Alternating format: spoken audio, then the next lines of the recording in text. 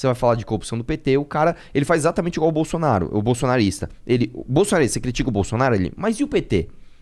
Você critica o PT pra esses caras, porque o mensalão, tarará. Mas e aí esse governo aí, Bolsonaro, fascista e tarará. Então, qual que é a nossa luta diária, cara? O que a gente tenta fazer todo dia? Cara, não passe pano, velho.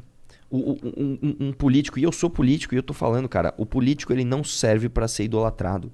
Ele não serve sequer para ser apoiado. Ele serve para ser cobrado. Ponto final. Acabou. Não existe. Sim. Cara, ele tem se que servir o país. Ele tem que servir a você, inclusive. Porque, cara, é um clichê. Eu ouço isso, sei lá, desde que eu ouvi Gugu Dadá. Político cobre o político, tá? Tá bom, beleza. E o que a gente vê hoje? A galera idolatrando cegamente e passando pano. Tá errado, velho. Sim. Né? E sempre, cara, isso é uma coisa que na história da humanidade, isso sempre foi assim. Todas as vezes que um cara comete um erro, para ele não perder um apoio, ele joga uma culpa maior do que a que ele tem num inimigo em comum. Então vamos lá. Eu sou bolsonarista. E aí eu tô indo lá e tô vendo as merdas do Bolsonaro. O que eu faço? Mas e o PT? O PT fez ainda pior. Então a gente tem um inimigo em comum mais forte do que o que você pode falar do meu erro. Senão o nosso inimigo em comum vai ganhar.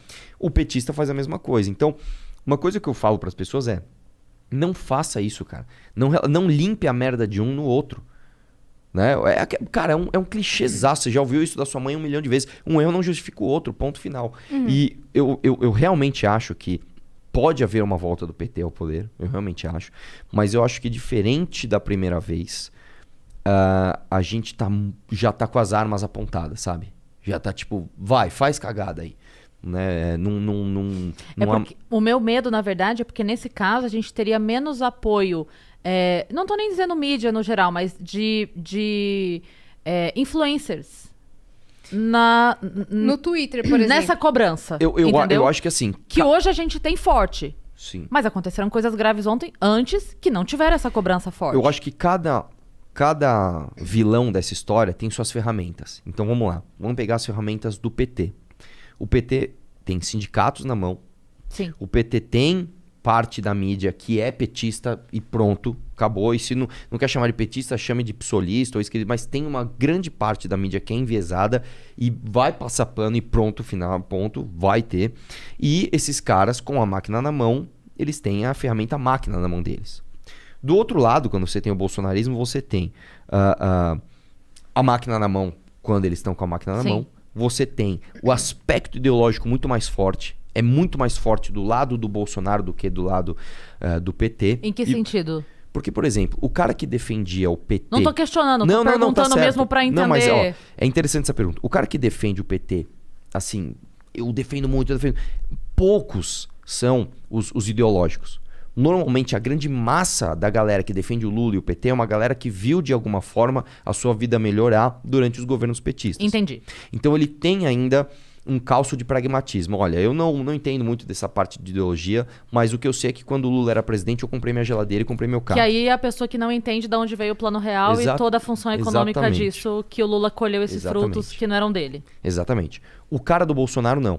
A vida do cara do Bolsonaro, se você parar pra pensar, a vida do brasileiro, do Temer pra cá, só piorou. Só piorou. Dólar só aumentou, bolsa só caiu, a inflação tá gigante, poder de compra diminuindo. Só piorou, cara. Tudo piorou. Este cara, ele calca a sua defesa em quê? Em pura ideologia. Se você é contra o governo do Bolsonaro, não é como o lulista que ele fala assim, você então é contra eu comprar uma geladeira. Porra, na época do Lula eu comprava geladeira. Esse cara é o seguinte, você é contra o Bolsonaro, você é contra a família. Você é contra os cristãos. Você é contra o conservadorismo. Então você vê que são coisas... Os valores tradicionais da família brasileira. Você vê que tem muito mais um aspecto de seita do que o outro. E como eu te falei, cada lado tem as suas ferramentas. E aí a gente vai entrar numa discussão que ela é um pouco subjetiva, mas eu acredito que as ferramentas do PT estão enfraquecidas. Por quê? Como eu falei, primeiro eles têm os sindicatos. Os sindicatos não têm mais o poder que tinham antes. Né? Primeiro... Você acha que não pode voltar? As taxas todas que foram tiradas?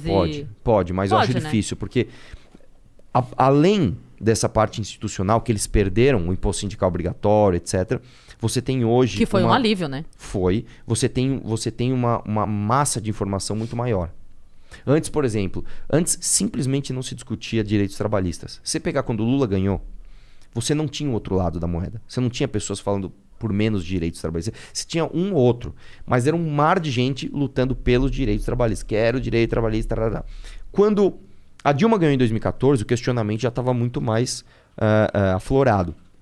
E agora, então, ainda mais. Então, eu acho que essa ferramenta está enfraquecida. Eu adorei. Eu não sei onde é que foi que eu vi o lance lá do pessoal que tava brigando pela CLT, brigando pela SLT, mas daí na hora de contratar, tava contratando o PJ. Os dois, o PT e o PSOL, mesma coisa. E aí, assim, porra, mas não é tão bom?